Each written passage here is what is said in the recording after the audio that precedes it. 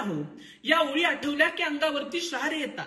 या ओळी म्हणजे साने गुरुजींनी या देशाचं भविष्यकालीन चित्र रेखाटताना मांडलेला आशावाद, जो आज तागायत कित्येक भारतीयांच्या मनावरती रेंगाळत आहे. या ओळीतून साने गुरुजी सांगतात की हा देश बलाढ्य हो, विश्वामध्ये त्याची कीर्ती पसरो. परंतु विचार करा, आज आपण सर्वार्थानं बलाढ्य आहोत का? 1947 साली आपला देश स्वातंत्र्य झाला. 1950 साली प्रजासत्ताक झाला. महामानव डॉक्टर बाबासाहेब आंबेडकरांनी आपल्याला संविधान दिलं. याच संविधानानं आपल्याला स्वातंत्र्य, समता, बंधुता दिली, धर्मनिरपेक्षता दिली. याच संविधानानं न्याय दिला आणि याच संविधानानं आपल्याला लोकशाही दिली आणि हा देश प्रजासत्ताक झाला. देशाची सूत्रे प्रजेच्या हातात आली. लोकांनी लोकांच्या हितासाठी चालवलेलं लोकांचं राज्य अशी प्रजासत्ताकाची व्याख्या केली जाऊ लागली.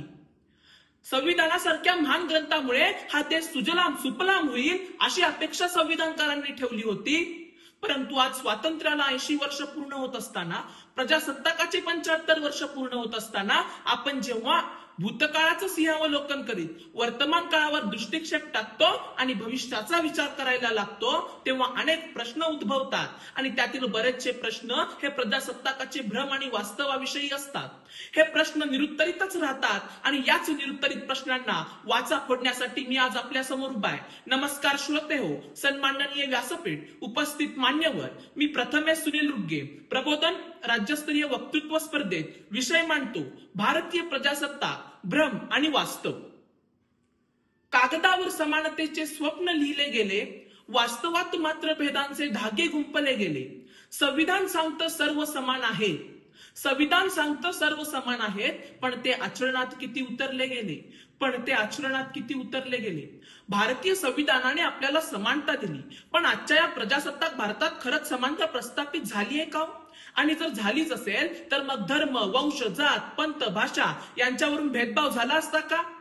प्रस्थापित विरुद्ध विस्थापिताचा संघर्ष निर्माण झाला असता का? न्यायाच्या अपेक्षेने वर्षानुवर्ष गोरगरिबांना न्यायालयाची उंबरे झिजवावी लागली असती का? पण आजही आपण भ्रमात आहोत. हे भ्रम आहे प्रजासत्ताकाविषयीचं, हे भ्रम आहे संविधानानं दिलेल्या प्रजासत्ताकाविषयीचं, आणि आपण भ्रमात राहिलो आणि परिणामी आज देशामध्ये विषमता पसरली आहे. आणि ज्यावेळी विषमतेला वाव मिळतो तेव्हा देशाच्या सार्वभौमतेवरती प्रश्नचिन्ह उभा राहतं, जे प्रजासत्ताक राष्ट्रासाठी बाधक आहे. आज स्वातंत्र्य उत्तर काळामध्ये भारतीय प्रजासत्ताकाविषयी अनेक कल्पना मांडल्या गेल्या. वास्तविक एखादा देश प्रजासत्ताक असणं हे त्या देशाच्या उत्तरोत्तर प्रगतीचं द्योतक असतं. परंतु स्वातंत्र्योत्तर काळामध्ये भारतीय प्रजासत्ताकाची मूल्ये भारतीय समाजामध्ये पोषकरित्या रुजली गेली नाहीत आणि भारतीय समाज अज्ञ राहिला. आणि तोच भारतीय समाज आज भ्रमात आहे की लोकशाही म्हणजे फक्त मतदान, प्रचार, राजकारण म्हणजे लोकशाही, हीच कल्पना आज अनेक लोकांच्या मनामध्ये आहे. आणि यावरून मग मला प्रश्न पडतो की भारतातील प्रजासत्ताक खरंच नामधारी आहे का? राजकीय पक्ष म्हणजे केवळ लोकशाही नाही, हे तत्व भारतीय समाजावरती ठसवणं ही आजच्या काळाची गरज आहे. भारतीय संविधानाने जर प्रजासत्ताकाची मूल्ये जोपासली असती, संविधानाने दिलेल्या मूलभूत कर्तव्यांचे पालन केले असते, तर आज देशाची सूत्रे राजकीय नेत्यांपेक्षा जास्त प्रजेच्या हातात असती. आज एखादा नेता लोकांच्याकडे मत मागायला जाताना त्यांना विकासाची दूरदृष्टी सांगण्याऐवजी तो सांगतो, रोज खा मटण पण दाबा आमच्याच पार्टीचं बटन. हे सांगण्याची त्यांची हिंमत तर झाली असती का? पण नाही. आजही आपण भ्रमात आहोत आणि याला कारण एकच, प्रजासत्ताकाविषयीच भारतीय जनतेचा आहे तो भ्रम.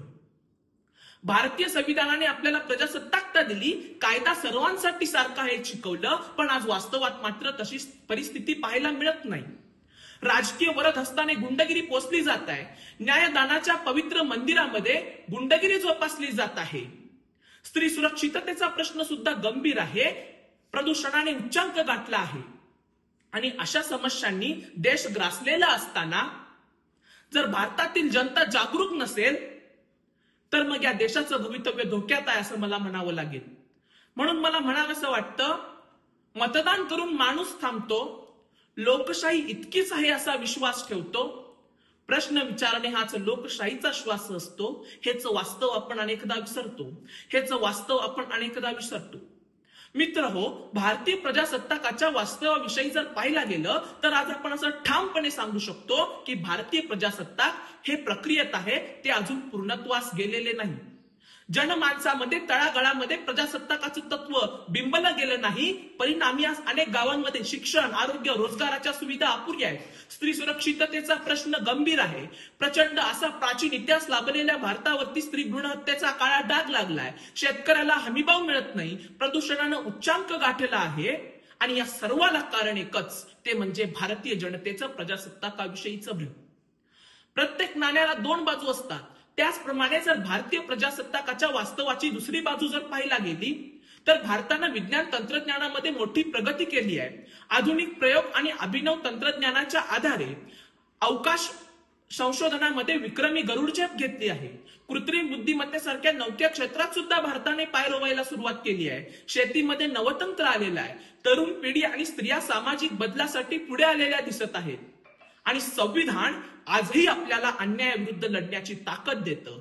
त्यामुळं आपण प्रजासत्ताकाविषयीच्या भ्रामक आणि काल्पनिक जगातून बाहेर येऊन प्रजासत्ताकाचं वास्तव पाहायला हवं, ते समजून घ्यायला हवं, ते स्वीकारायला हवं आणि ते आचरणात सुद्धा आणायला हवं. मित्रांनो, प्रजासत्ताक ही केवळ सरकारने चालवायची व्यवस्था नाही, तर ती प्रत्येक नागरिकाची जबाबदारी आहे. भारतीय संविधानाची मूल्ये म्हणजे स्वातंत्र्य, समता, बंधुता हे आपण जोपर्यंत आचरणात आणणार नाही तोपर्यंत भारतीय प्रजासत्ताक कदापि सत्यामध्ये उतरणार नाही. भारतीय प्रजासत्ताक हे स्वप्नच राहील. शेवटी जाता जाता एवढंच सांगतो की प्रजासत्ताक हा एक दिवस साजरा करायचा राष्ट्रीय सण नाही, तर ते प्रत्येक दिवशी आचरणात आणायचं तत्व आहे. आणि ते आणूयात आणि भारताला जगभरात बलाढ्य करूयात. एक मोठा लोकशाही राष्ट्र करूयात. धन्यवाद. जय हिंद, जय महाराष्ट्र, जय प्रजासत्ताक. धन्यवाद. प्रेक्षक हो, तुम्हाला आमच्या स्पर्धकाचा व्हिडिओ नक्कीच आवडला असेल. आता या स्पर्धकाला जिंकवून देण्यासाठी तुम्ही सुद्धा मदत करू शकता. या स्पर्धकाचा व्हिडिओ लाईक करून, तसेच स्पर्धकाला प्रेरित करण्यासाठी त्या व्हिडिओवर कमेंट करून आणि हो, जास्तीत जास्त लोकांपर्यंत हा व्हिडिओ शेअर करून. प्रबोधन बहुउद्देशीय संस्था ही महाराष्ट्रातील कानाकोपऱ्यात विविध सामाजिक आणि शैक्षणिक उपक्रम घेत असते. ही स्पर्धा सुद्धा या उपक्रमाचा एक भाग आहे. आणि हो, या परिवाराचा तुम्ही एक हिस्सा पण होऊ शकता. प्रबोधन मधील विविध उपक्रमांचे अपडेट मिळवण्यासाठी या चॅनलला नक्कीच सबस्क्राईब करा. आणि हो, हा व्हिडिओ शेवटपर्यंत पाहिल्याबद्दल आपल्या सर्वांचे मनपूर्वक आभार.